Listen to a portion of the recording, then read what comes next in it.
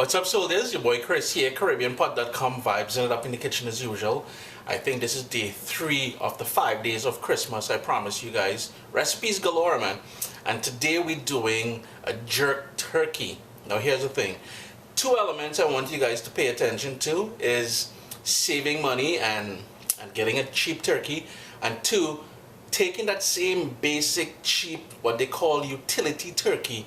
Yeah, I bought it at Walmart. You'll see the little clip just now. And enhancing it with all these flavors of a good jerk marinade.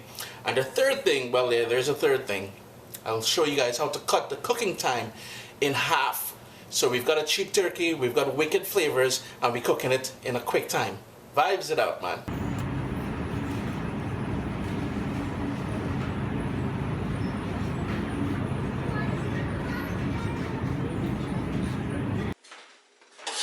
So basically what you want to do, and I have the turkey all thawed out, big fella, all thawed out here. There's a sort of a plastic thing that they use to tuck the feet in, but I have no use for that, because what we want to do is spatchcock or remove the backbone from the turkey. So what I'm doing is taking my knife, and you can use kitchen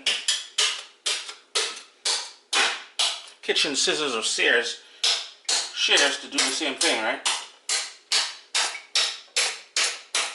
I'm just going down the backbone here. I'm going to remove this sort of backbone part here as well, but you get the idea. I'm just going to split this all the way down.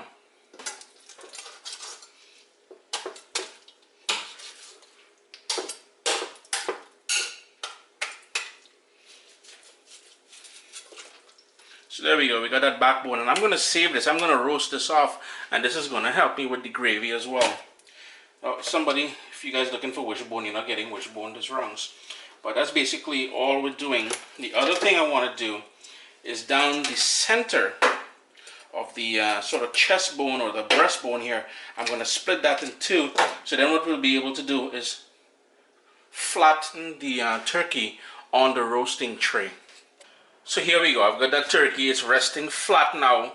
So when I spatchcock it, I also took off the wing tips, which I have here. It will take a little bit of work to remove it because, I mean, see, the bones are pretty tough. But we removed that backbone. We took a split down. I'm just going to reverse it for you. This is where I split the backbone here. And all you would do then, and I have to come back now and dry it. I washed it really good under cool water. But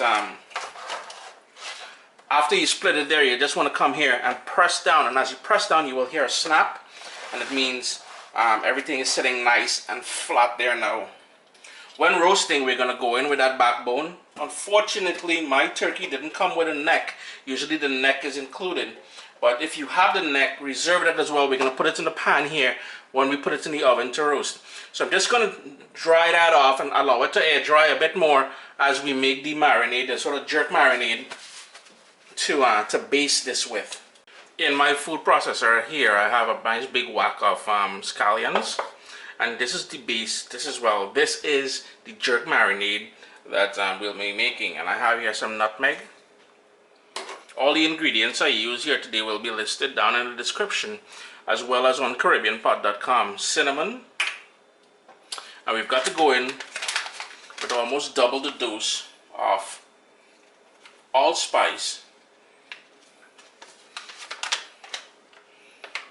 which is also called pimento berries. If you have the whole berries, pimento in Jamaica. We've got some fresh garlic. And I'm using a food processor because I want this a bit chunky. So if you're using a blender, what I would suggest doing is don't puree. You don't want it all the way pulsed to something smooth. Brown sugar. And I have here about 4 or 5 slices of ginger, skin and everything. That's cool. Here I have some fresh thyme. And thyme is a key ingredient in any jerk marinade. I'm going to go in with some salt. And remember, it's going to seem like a lot of salt, but remember, this is the only salt I'll be using as far as marinating and seasoning that turkey with. And I have here some light soy sauce. If you have dark soy sauce, I mean, so you got to rock what you have, right? Going in with some fresh ground black pepper. I want a nice dose of that black pepper, because remember, the whole idea here is to take a cheap turkey and really give it a lot of flavor. And speaking about flavor, I got here 2 Scotch bonnet peppers. Now here's the thing, I'm just going to cut one open. Most of that heat is going to be with that white membrane there and all around the seeds and everything.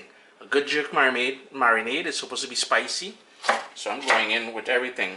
You can cut those parts off to control the heat. I am using 2 of these Scotch bonnet peppers, a red and a green. The green just means it's not fully ripe yet. Ooh, but is it ever nice? Got that nice kick in there. Remember to wash your hands with soap and water after. I've got here a medium onion, a little bit of parsley, saw it in the fridge, and I thought I'd put it to use. So in goes that parsley. Totally optional, but it adds some nice flavor. I have here a couple of these shallots, and I've got 2 tangerine. You can use orange if you have mandarin, you can use that. Any sort of citrus, some lemon juice would be good.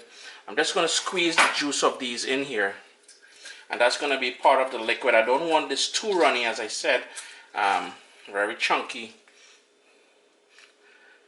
I'm going to go in after and squeeze out the other 3 pieces. And finally, a good dose of olive oil. That's going to help for browning the turkey, keeping the turkey moist, as well as to help us puree this. Again, all the ingredients will be listed down in the description below. I'm going to add some more of that actually. So all I'm going to do now is pulse this. I did say pulse, didn't I?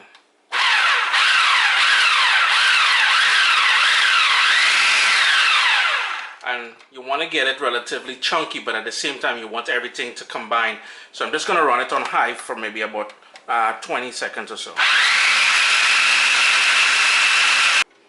Just want to quickly show you the sort of texture that I got from it. You notice it's still chunky. Another thing, if you wanted to put a little bit of rum in here, you can certainly do that. That rum will give it a nice island, a further island vibe, you know what I mean? So all we're going to do now is put this all over the turkey, starting with the underside, and then allow it to marinate. So starting with the underside, just going to pour half of it on the underside here, and then you got to go in with your fingers and really massage that in there. I noticed one of the seeds from the tangerine there got in there. You really want to all below the skin and stuff like that under the leg here. Just tap that in and really massage that.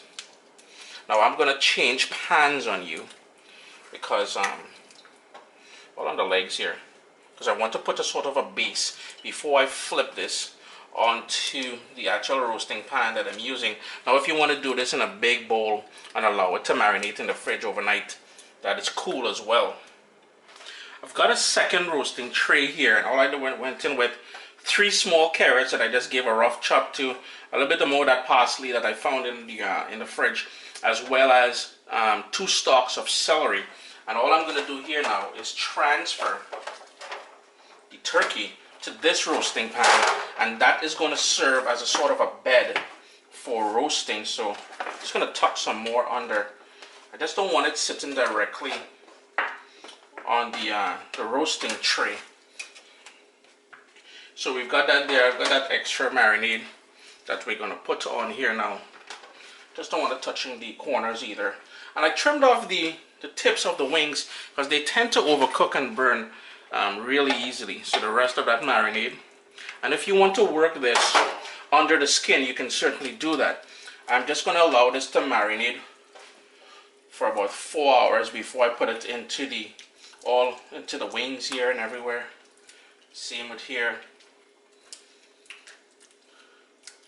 You can obviously marinate this overnight, as I said. So we've got all that lovely jerk seasoning in there. Just going to cover that up now and allow that to marinate for about 4 hours. The oven is preheating now, 375 degrees Fahrenheit. And remember the backbone that we have here. I'm just going to toss that in there. No need to marinate that or anything like that. As well as the wing tips Just going to toss that in there later on. I'm going to use that in making the marinade. I also, the the citrus that I use, yeah, I'm saying citrus because I can't remember if I told you guys clementine or if I told you guys mandarin, but it is clementine anyways. The halves, I put it in there. That's going to flavor everything. Before it goes into the oven, we're just going to put some tin foil over it. And I'm just going to seal that up in the oven, bottom rack, 375 degrees. I just took it out of the oven. It's been going now for about an hour and 10 minutes. And I kid you not, the kitchen is smelling just wicked. Be careful when you're taking it out because I use a sort of a shallow tray. This is maybe about an inch thick. There's going to be a lot of juices, as you can see, sprouting up naturally. Be careful when you're taking it out of the oven. The second thing is when you're removing the tin foil, as I did there, that steam can kick back on you and burn you. Do be careful. I'm covering this back again, hitting my little base with some of that juices on there. Going back in the oven, middle rack, same, we're still at 375 degrees. It's been in the oven now for 2 hours at 375 degrees. The next step here, what we're going to do, and now this is a 12-pound turkey. We have it on a high heat. Normally people roast turkey around 350 or something. We at 375. Plus we spatchcock it, which means it's flat. There's more roasting surface on the bottom and the top. So this is going to cook faster than your traditional whole turkey that with stuffing in it. I'm going to remove the tin foil off the top here now. Put it back in the oven, but before I do so, I'm going to remove all the pan drippings here and put it into my pot to start working on the gravy. Got all that pan drippings there in a pot, in a saucepan on a medium heat. I'm bringing it up to a boil, and I'm not sure if I mentioned this or not, but the turkey back, if you have the neck, whatever you got there, I've got the turkey, the wing tips in here, and I'm bringing that up to a boil. That's all going to help create the gravy. I'm going to go in now with a few cups of chicken stock. Maybe about 3 cups of chicken stock. And I bring that up to a boil, and I want to get that simmering and going and let it reduce by about half. It's been going for about 25 minutes or so. It's reduced maybe by about a third or something like that. What I like doing is I'm just going to turn the heat down to low. Remove this off here now, and I'm going to strain this into a second pot. And this is where I'm going to bring back the pot on here, and this is where I'm going to finish it up. What I forgot to mention is that while it was simmering away in the big pot there, in the bigger pot, I skimmed off most of the fat with my spoon here. If you have a fat separator, that'd be great. Just going to give it a quick whisk. And it's time now to finish off this gravy. I want this gravy to remain gluten friendly. Now keep in mind whatever chicken stock you use in there, if you're trying to do this gluten friendly as well, gluten free as I am, checking your stock that you use to make sure it is. I have here a tiny bit of fresh thyme that I just gave a rough chop to, and about a tablespoon or so of parsley. That's just to bring back some of the ingredients that we use in the jerk marinade. That thyme is a key ingredient, as I said before. Just going to give that a quick whisk, and to help thicken this up, now normally people would use like a flour slurry or start off with a roux or something. I'm just going in here 1 tablespoon of cornstarch in about 2 tablespoons, about 3 tablespoons of water. Put that in there and just whisk that all together, and you will notice it will start thickening up. Now it depends if you want a more thick gravy. Well, you're going to have to add a bit more cornstarch. I want this just between a thick gravy and a sort of a jus. So there you go, friends, jerk turkey. Now you can do this in the oven. You can do this on your smoker outside if you want. You can do this on your grill outside, charcoal, propane, whatever you want to do. But if you're doing it that way, please do it in direct heat. Chris here, CaribbeanPot.com, a wicked jerk turkey for the holidays. We made that gravy, that gluten-free gravy. Pretty basic, nothing too fancy. This year, I'm just going to tent it, allow it to rest for about half an hour, and then I'm going to slice into it. Actually, I'm not going to cut into it because I'm giving it to a family. I promised the family this. I'm not a huge fan of turkey, to be honest with you. But always a pleasure to have you guys here in the kitchen with me. Remember, we've got more recipes coming up in this Christmas series.